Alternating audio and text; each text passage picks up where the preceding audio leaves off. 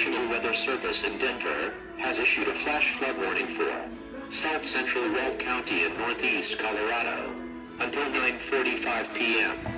At 6:46 p.m., National Weather Service Doppler radar indicated very heavy rain from a thunderstorm 3 miles north of Loch Buoy, or 25 miles south of Greeley. This storm was moving north at 5 miles per hour. Locations in the warning include, but are not limited to, Loch Buoy and Hudson. This replaces the small stream flood advisory that was in effect for extreme south central Weld County.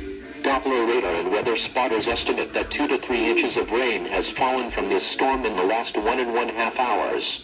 Excessive runoff from this storm will cause flash flooding of small creeks and streams, highways and underpasses. Additionally, country roads and farmlands along the banks of creeks and streams and other low-lying areas are subject to flash flooding. Do not drive your vehicle into areas where water covers the roadway, as the water depth may be too great to allow your car to cross safely.